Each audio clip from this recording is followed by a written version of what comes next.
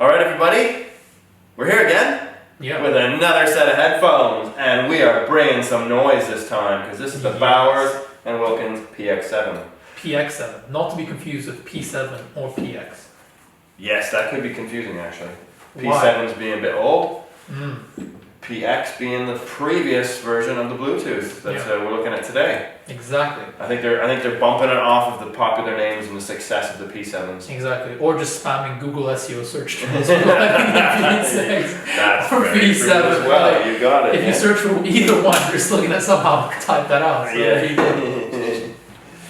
But Bowers and Wilkins, you know, they have a pretty good history on them. They have some pretty good speakers and some really good headphones in the past.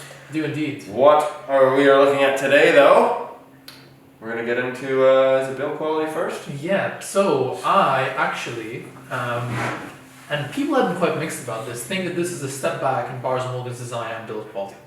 Now I know they have carbon fiber here, this is carbon fiber and it sounds really cool, but when you pick them up and you look at them, it just feels like they've lost some of that pizzazz. If you look at the P7s, even the P5s, they had this lovely sort of stainless steel, I think it was even, just curled around, just going into the cup, super low definition. Sexy shaped. Exactly. Very sexy. Yeah, we have our terms here at Accessory. So you know how to this sexy shape. Yeah. And it had like full leather on top, real full leather on top, and here we've just gone to this sort of this cloth, which I don't know how long this is gonna last because you know it's cloth, it's permeable, and it's just cloth on top again. Like I can actually pull it up, and it's just I don't know. Well, if you get even Velcro attached to that, it's just gonna peel little tiny strings out of that cloth. Exactly. It's gonna look all fuzzy. And I mean, this attachment here is nice. Like this is smooth. I like this. I mean, this is. You know, it feels well put together. I'm not saying it feels bad or anything. It's definitely like a step above the It doesn't feel like they're gonna break. No, of you know what I mean? Like they feel strong. Yeah, but like they're a little bit heavy. Yeah, the cups have metal here. This is good. See, this is nice. Again, it's very typical styling, but the buttons as well. I mean, this is plastic, and this. No touchpad. No touchpad. Like all the competitors. Well, first of all, this thing cost a lot. It was like 329 pounds. It was about $400, or still is $400. So when you look at $400, that's Bose NC700 territory. It's got a touchpad on it. You know, you look at the Sony M3s, probably the older version of a competitor to these things. Touchpad. Now we got buttons. Yeah, but I can't complain about that because like Momentum's have buttons. You like too. the buttons? Well, I don't mind the buttons. I don't mind touchpad or button as long as they're easy to use. Because you have some headphones which go crazy with buttons. They have like a million. I'm not saying that I mind buttons compared to the slot, like the. Of course, it's easier with touchpad. I have to say. But I imagine, you know, when you're going to spend that much money, you're like, ooh, am I going to get a touchpad or what? You know? Yeah, fair enough. I can imagine sort of it is. Some people might want that. Yeah, but again, it just feels that you can call it is carbon fiber, but it just I honestly think that it's a step back. And look, even the pads, you know, like the coolest thing about Bowers and Wilkins was the pads would just magnetically come off. I'm guessing because of the noise cancelling here, they're like, listen, they're just this, like stuck in. It's actually an interesting thing to talk about because with the pad, this is exactly what Quiet Bose did. Bose used to have a bunch of little kind of plastic bits around the inside here. It had an EVA and a plastic frame around the back. You would slide it in and snap it under those little plastic bits, and then that was how they did their noise cancelling.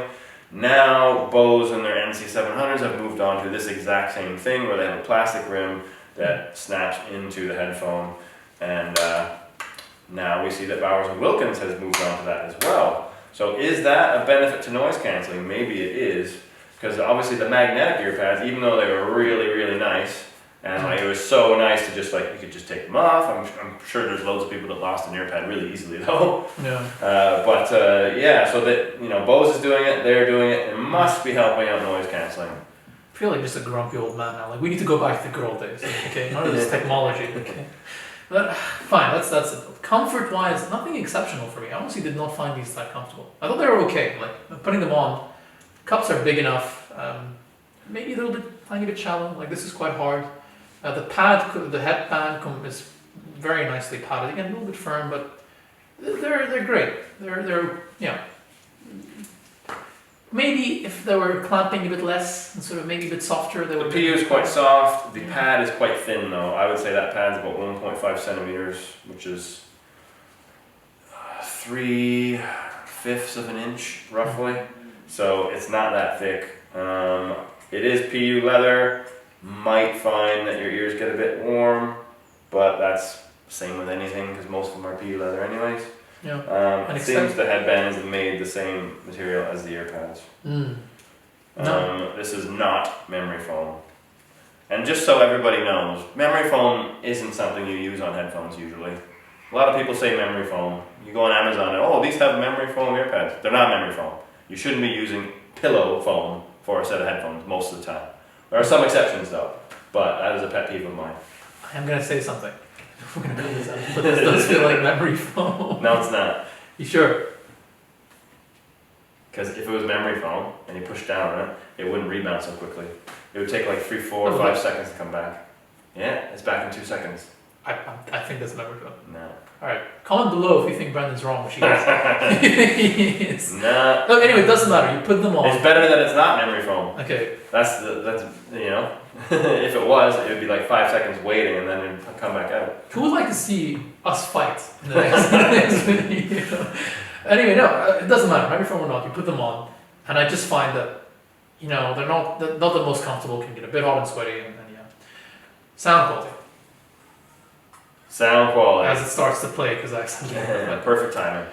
Sound quality. There's definitely some bass there. You know, if you like bass, there's definitely bass there. It is a good bass. Very deep sub bass as well. The sub bass is the classic Bowers and Wilkins sort of.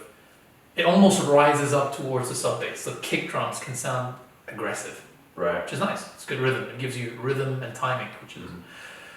But I do feel the bass extends into the lower mids a bit, and the lower mids do sound a bit boxy.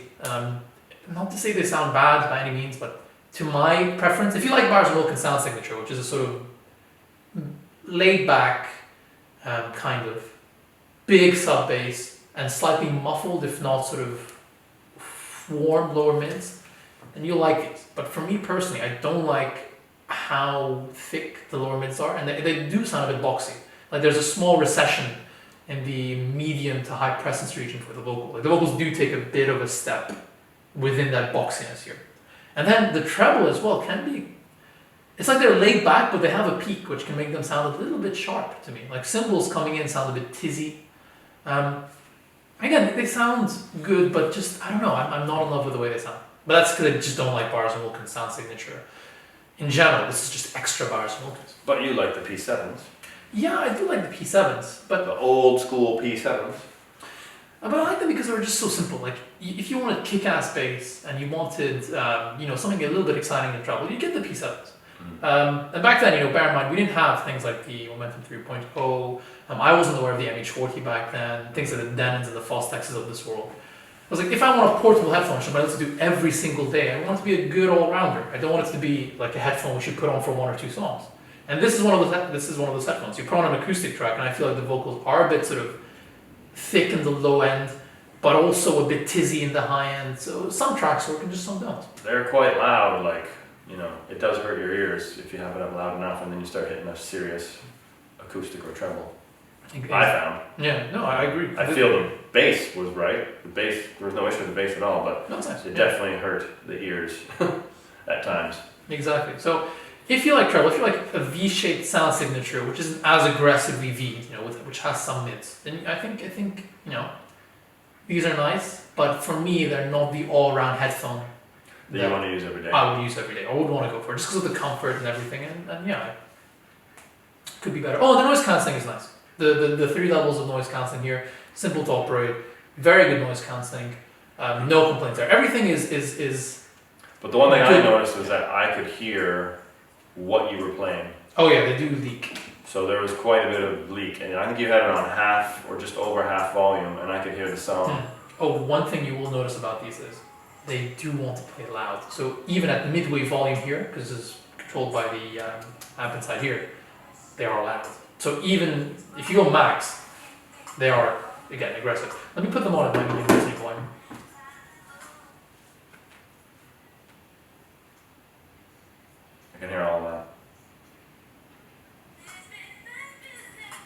That was medium listening volume for me. That was not loud.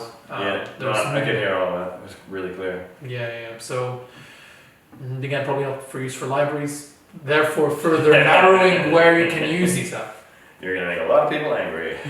So here we go, final verdict. If you're a very specific person and you need to have Bowers and Wilkins and you like their sound signature and you like that very specific, and you don't go to libraries, then you should buy the PX7 because it's good, but it's not great in my opinion.